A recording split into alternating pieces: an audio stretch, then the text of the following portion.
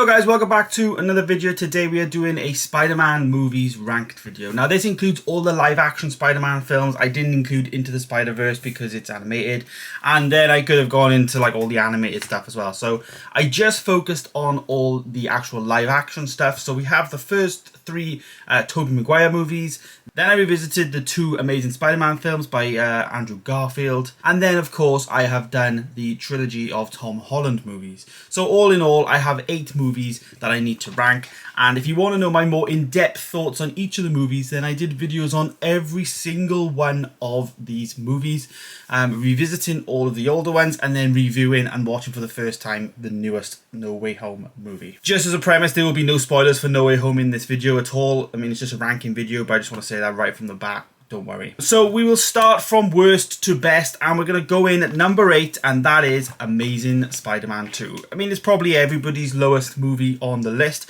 I actually rated it a 4 out of 10. The plot for me I thought was quite complicated. There was a lot of stuff going on, but it did surprise me. There were some really nice sequences in the movie in terms of like the actual effects, as well as, you know, the actual bad guy, like Jamie Foxx's character, but I thought was really cool actually.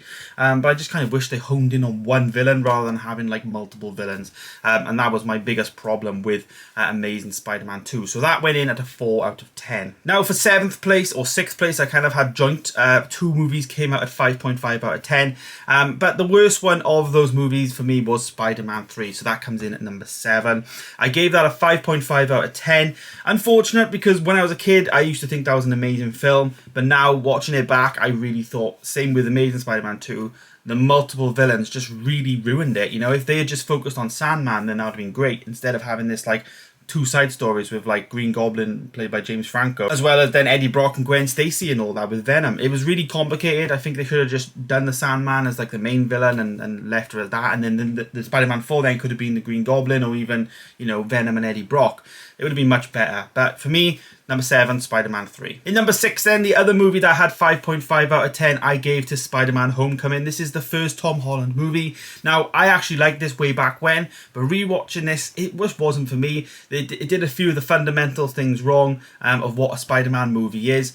We obviously seen him, you know, swinging around Washington a lot and in the suburbs of New York. It wasn't really like a actual coming of age Spider-Man film for the first entry, and it really ruined it for me. The only good thing about the movie that I really enjoyed was Michael Keaton's performance as Vulture. So yeah, 5.5 out of 10 there for number 6, Spider-Man Homecoming. Coming in then at number 5, I gave that to Far From Home, and I actually gave Far From Home a 6 out of 10.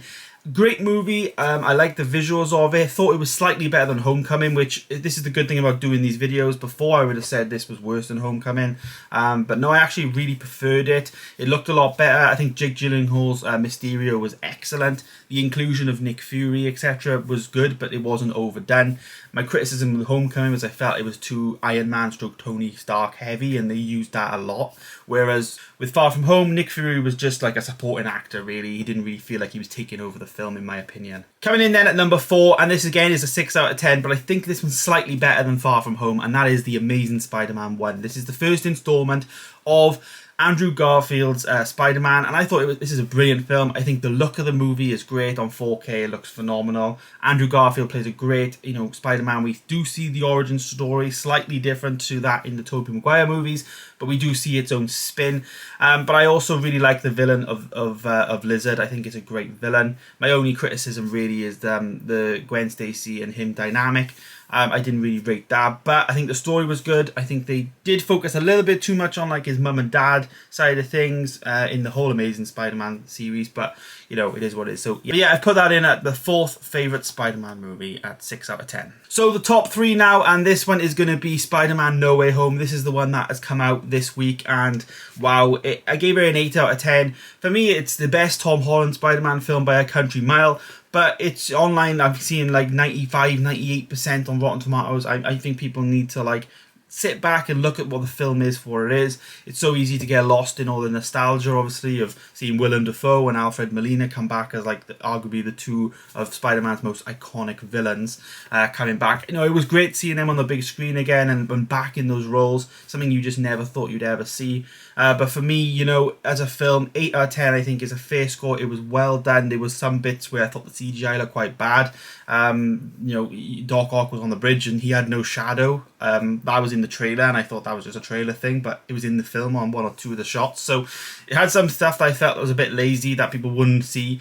But when you're reviewing films, you kind of want to look at all the little details, and they definitely missed some things there. But 8 out of 10, still Tom Holland's best performance as Spider-Man in my opinion. Number 2 then, and my second favourite Spider-Man film is going to be the very first one, Spider-Man 1. This is the Tobey Maguire installment. I gave that a 8.5 out of 10, so just slightly better than No Way Home.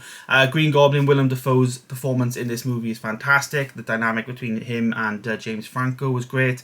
Aunt May is perfectly cast. We got MJ played by Kirsten Dunst, who does like a fantastic entry, and we see Tobey Maguire actually be like a really good Peter Parker. This movie isn't about him being a good Spider-Man, it's about him being a good Peter Parker, and that for me is what makes it one of my favourite Spider-Man films of all time. And last but not least then, my number 1 and first Spider-Man movie is going to be, of course, Spider-Man 2. Spider-Man 2 is the second installment into the Tobey Maguire trilogy, and the main villain in that movie is Alfred Molina's Dr. Octopus. It is some people's favourite ever comic book movie, and I think for me it's arguably going to be as well. I gave it a 9 out of 10. For me, it is just the best Spider-Man film out there. I absolutely love it. The balance between, like, you know, you see the villain be good but then also turn bad. It's a great directing performance from Sam Raimi. It's a great performance from Alfred Molina in terms of, as I say, being a good guy and Peter's like mentor and then all of a sudden turning bad.